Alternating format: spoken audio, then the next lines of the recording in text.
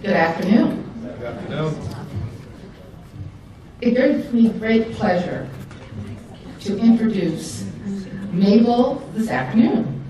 Mabel Arinzeh arrived in the United States from Nigeria in 1974. And shortly thereafter, she enrolled in a GED program. She also went on to receive an associate's degree from Middlesex County College in Business Administration. Now, to know Mabel, you will quickly realize that she has a determination. She's a go-getter. She went on to earn her Bachelor of Arts degree in accounting from Kane University, and Mabel received her BA degree a year before her oldest son graduated from Rutgers University.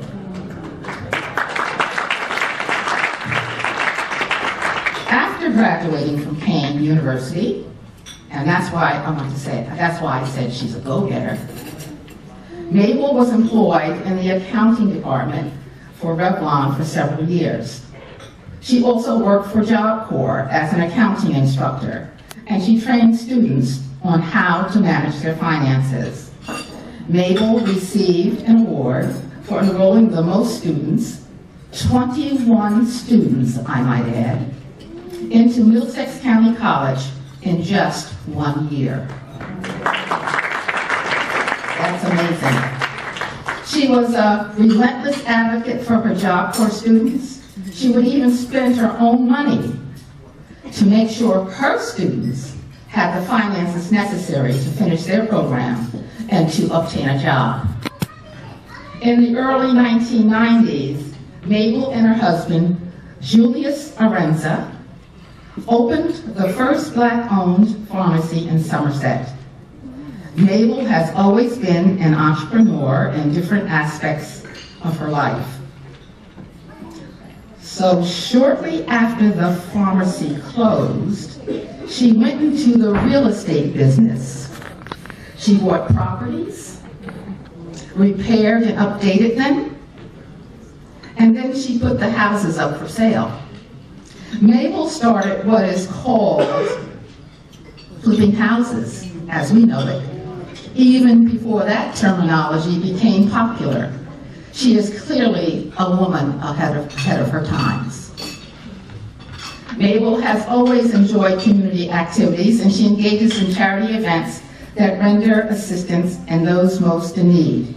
She continues to work tirelessly to help people in Nigeria, her home country, and those who live in her community, and others who live in other areas as well. It is evident that she was put here for a purpose. Mabel is also a patron of Arinze, and she's also the assistant treasurer in the Somerset County Democratic Committee, Black Caucus. Not only is Mabel the assistant treasurer of the organization, she is an integral member who often goes above and beyond, and I have to say, all the time.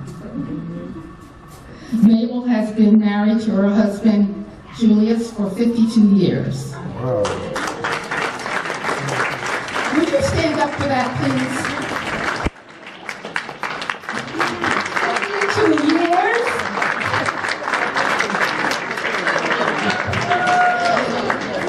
Together, they have 4 children, 4 grandchildren, and several nieces, nephews, and a godchildren. I now ask Mabel Arinzeh, our unsung hero. She's here already. I said to come up to the podium, but she's here. Congratulations. Mabel is truly an unsung hero.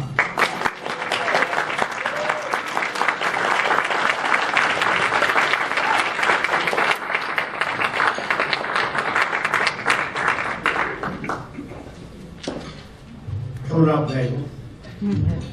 Hi, I'm Mayor Kramer. I don't quite have the bluster of the Assemblyman, and I don't have the document signed by Senator Sweeney, but we have a document. You will be receiving a document from the Township Council and myself, the proclamation. And what was said about determination, I can testify, is absolutely true. I met Mabel about 3 years ago in her living room, and I was wowed from that moment on.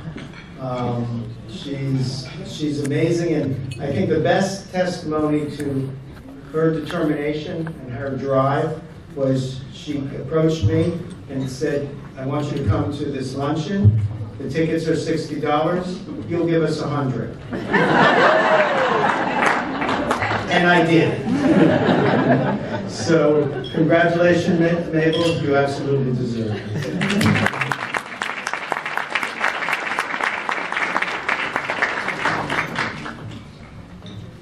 Ms. Arinze, I would like to present to you a joint resolution from the State Senate and the State General Assembly, sponsored by Senators Scaltari and Bob Smith, and Assemblyman Green, Assemblyman Kennedy, Assemblyman Joe Egan, and myself.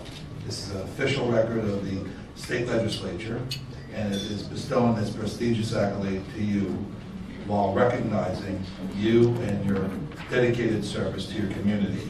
It's signed by the state president, Steve Sweeney, and the speaker, Coughlin. And I'm taking additional honor as not only Assemblyman presenting this, but as Chief Luncheo. On behalf of a grateful community, we thank you.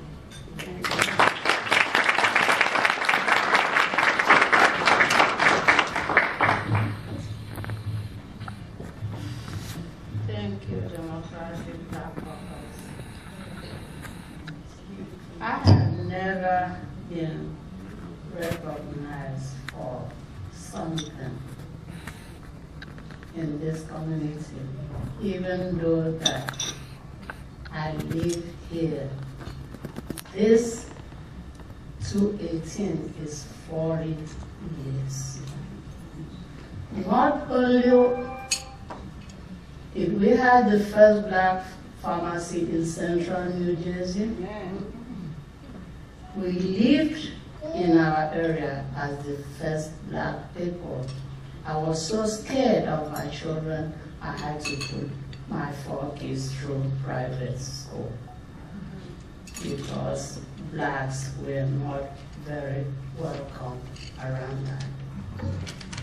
Nobody knew us, but I think if I have hero in my life, it's my 4 children, 4 graduates, 3 MBAs.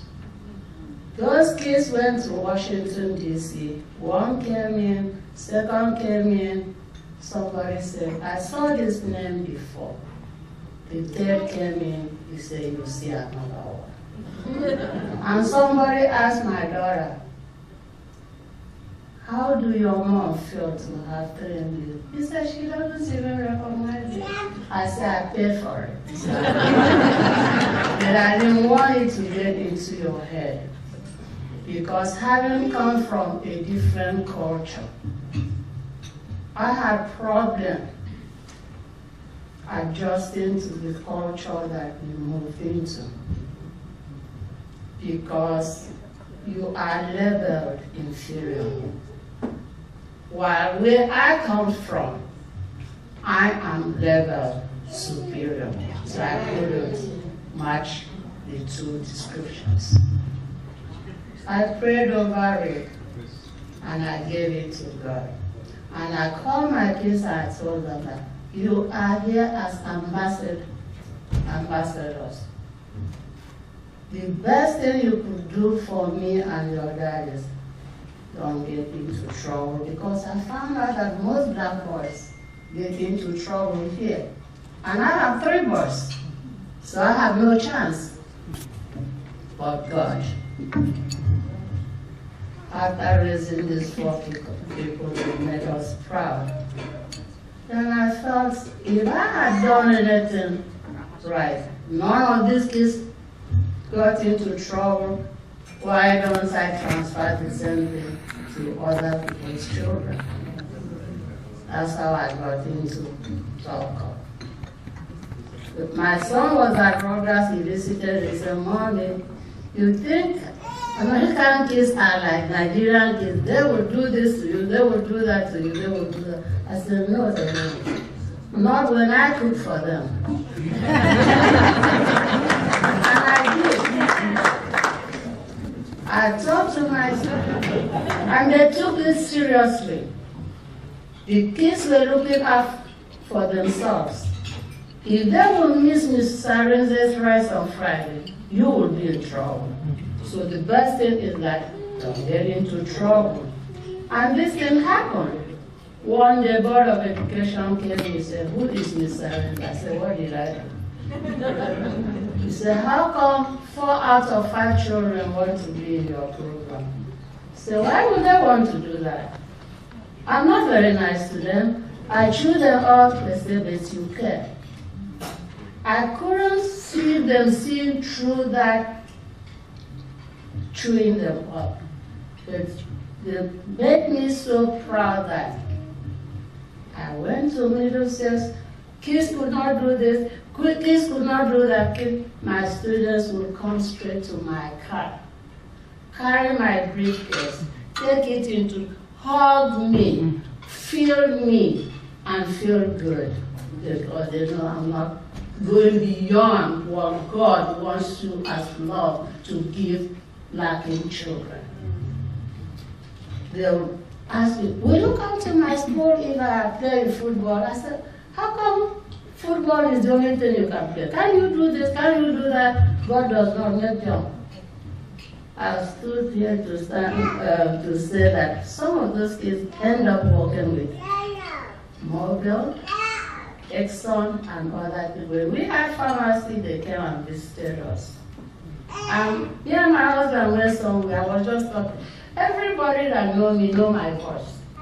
You don't have to see me to know my voice. So we were in somewhere, the boy said, I remember that voice. I don't remember ever seeing him. He said, you made me what I am. And he had a very big business. You tell us that we should employ ourselves, we should do this. If nobody does this for you, you cannot serve. And my kids to warn me. He said, Mommy, you go to work, you command the people that own job. Nobody is going to employ you. You might as well employ yourself. That's how I went into real estate. And I'm glad I did.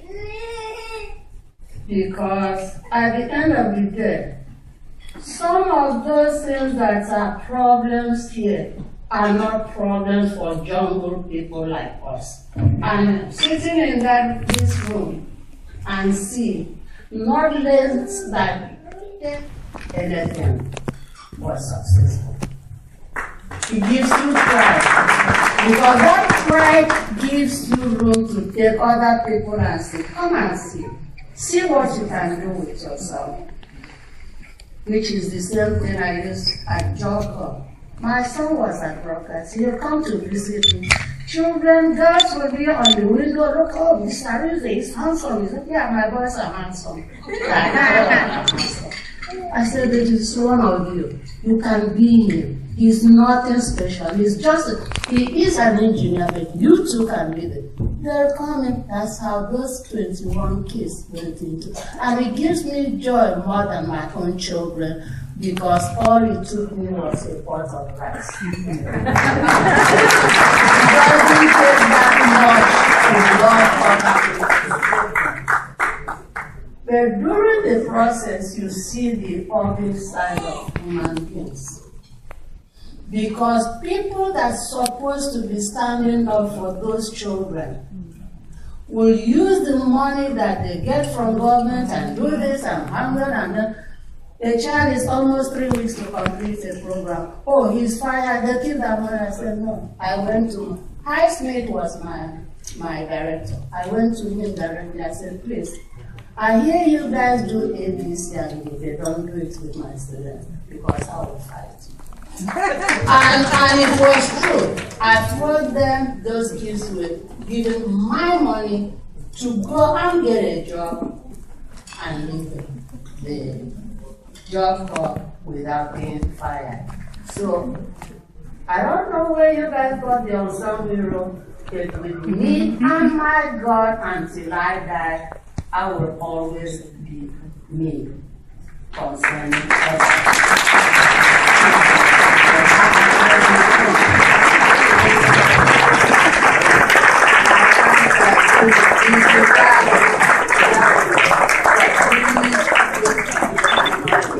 because what she does here is our children too.